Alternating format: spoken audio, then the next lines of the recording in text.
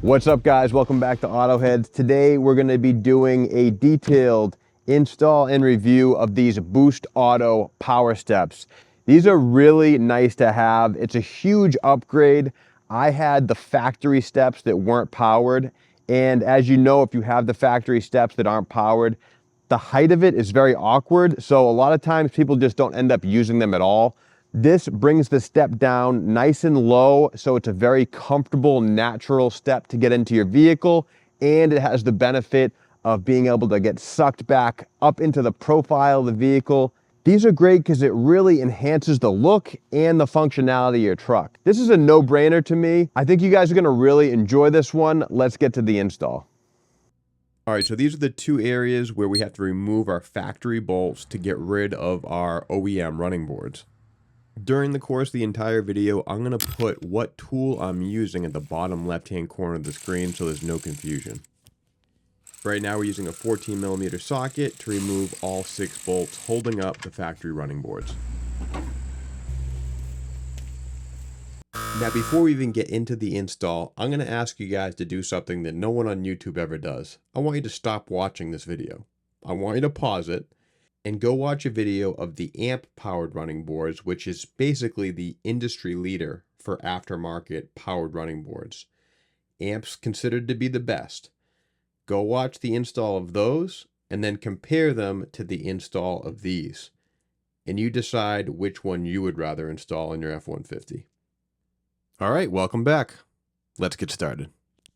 Packaging was phenomenal. Everything came intact, no damage at all. They give you a little koozie and a little vinyl, some swag there.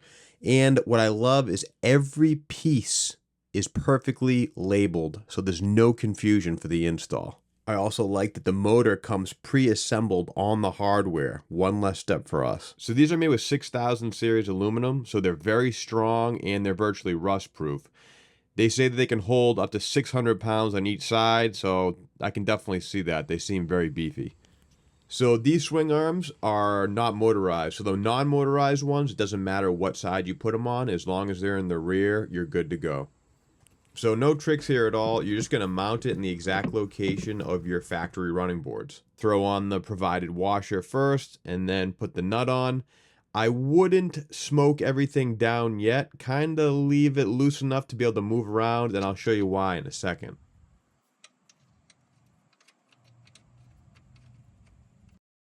So a quick little tip that really worked well for me is the bottom of the bracket here indicated by the arrow. See how it's kind of hanging down below the frame of the door?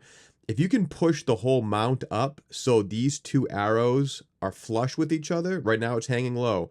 But if you push the whole mount up, it almost is perfectly flush with the frame of the door, which is indicated by the bottom arrow. Now, once these two are lined up, I would tighten the top bolt, and then you can make minor adjustments to the left and the right bolt. But this is a really easy way to get everything lined up perfect. So the motors are driver and passenger side specific. This one is marked driver front. The other motor will be passenger front. Very clearly marked, makes things a lot easier. Just as a quick reference, that's the location of the mount that we just installed, and then we're going to slide over here, and this is where we're going to mount the driver front motor. My emergency brake line was kind of in the way a little bit. I just had to push it up slightly. They do provide a covering for your brake line if you don't have a covering already. Mine already has a protective cover over it from the factory, so I'm not worried about it. Same rules apply here, same technique. Tighten everything up just enough to be able to push up that mount. Tighten that top bolt once you have everything lined up the way we had just discussed, and you'll be good to go, nice and even. If you're someone that gets a little stressed out with wiring, don't worry about the wiring on this install. It's very easy. Everything's clearly marked, and there's really not a lot to it. We're going to have a battery negative here, battery positive here, and then this is going to be the 2 connection points for the motor. Again, clearly labeled. Everything's very nice and labeled. Passenger side, driver's side, and this is going to plug into the Boost Auto module for the power steps. And these two wires indicated by high and low are going to be spliced into our OBD port. We'll get more into this later. So we don't want any power going to the truck right now, so we're going to remove our negative terminal with a 5/16 socket. So we're going to start by feeding the passenger side motor connection through this little opening in the wheel well. This is what it's going to look like from the wheel well area. I just fed the loom behind as many things as I could. I just want to keep it as neat as possible. I was really trying to keep the loom as close to the body as possible, just away from everything else. And then I feed it up and around the motor, then I'll make my connection.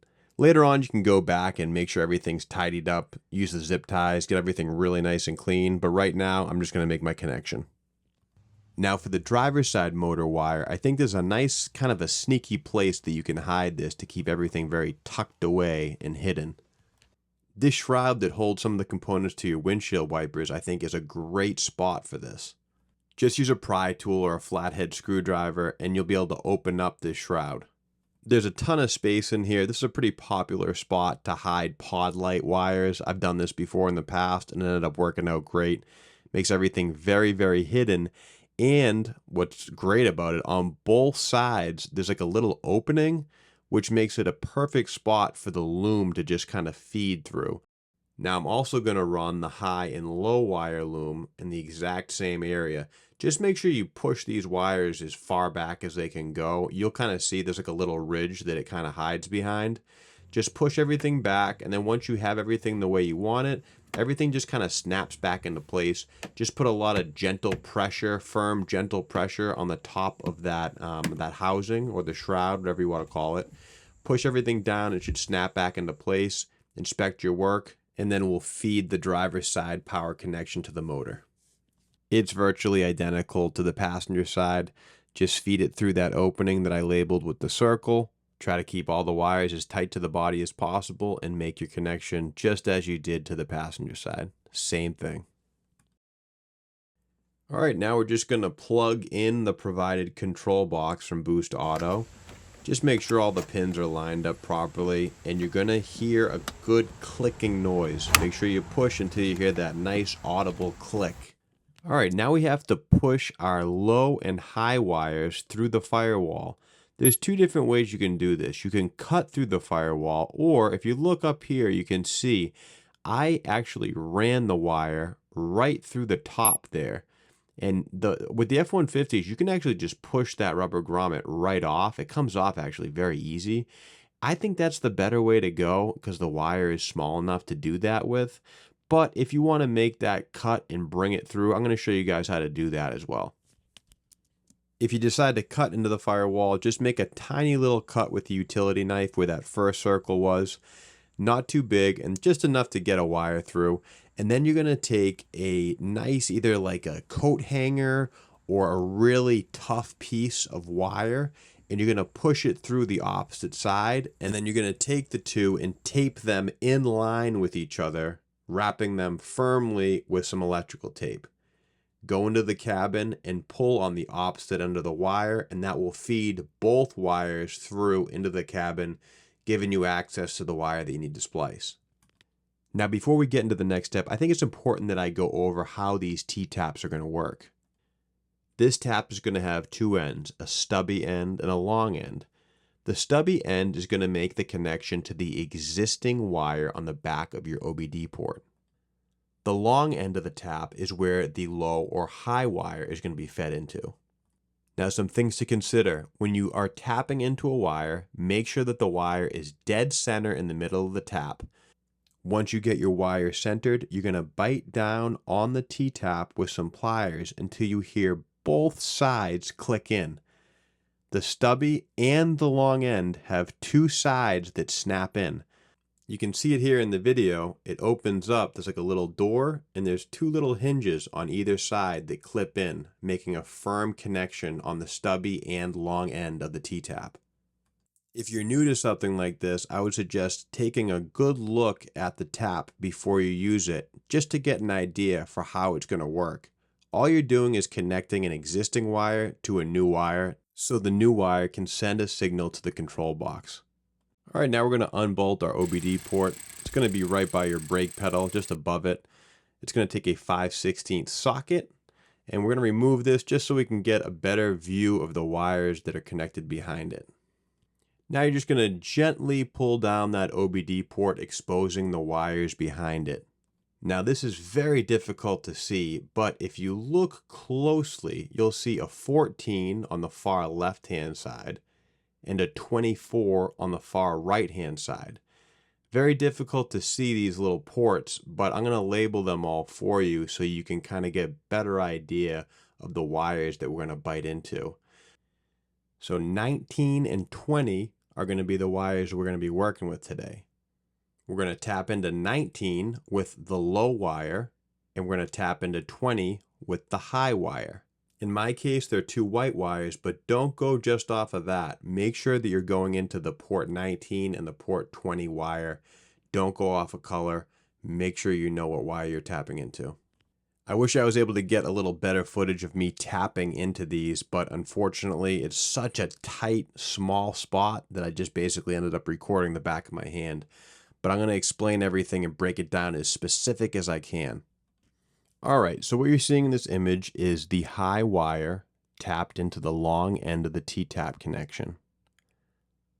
Then if you move over just a little bit to the left, you'll see the stubby end of the T-tap that's connecting to the existing number 20 wire, which is our high wire. Then if we slide over to the back side, and the only reason I connected it like this was it was easier to connect the number 19 wire from the back side just because of how many wires there were. So if we flip it around, you'll see I have the low connected into the long end of the T-tap and the stubby side connecting into the 19 or tapping into the 19 wire, which is the low wire. That's all there is to it. Now we're just going to bolt up this OBD port again and get the wires secure and safely out of the way. All right, now we're going to connect our negative terminal to the terminal on the battery. Just take a 10mm socket, remove that nut, and there's a nice little spot just for kind of auxiliary terminals such as these.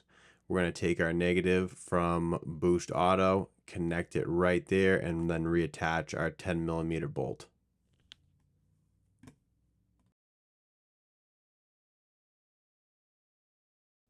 All right, make sure you have that completely out of the way, and then we're going to move over to our positive terminal. I used a 7/16 socket to remove this nut, and same exact thing. We're going to attach the positive to the positive terminal of our battery. Very simple.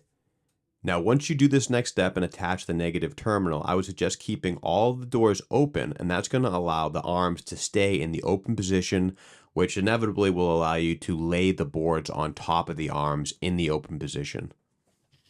All right, once you've tightened up the positive, now we're going to actually secure the negative terminal to the battery itself using a 5/16 socket. Now there's two options you can get for these boards. You can get the ones with the foam pads and the ones without them. I opted to get the ones without the foam pads. Now because I did that, I'm going to use the longer carriage bolts. They're going to come with two sets of bolts no matter which option you get. So if you got the one with the pads, you can use the shorter carriage bolts. If you got the ones without, you're going to use the longer bolts. Just take the bolts and slide them into more or less the position that you're going to attach them to the brackets. Now, something that I screwed up because I didn't realize, but the reason I'm using the long bolts is because I don't have the foam pads, and because I don't have the foam pads, I need to put this spacer in, which you're not seeing here because I didn't realize that until after. So you're going to need to put that spacer in between the bracket and the board, and that's going to push the board up closer to the vehicle, making a more streamlined, flush look.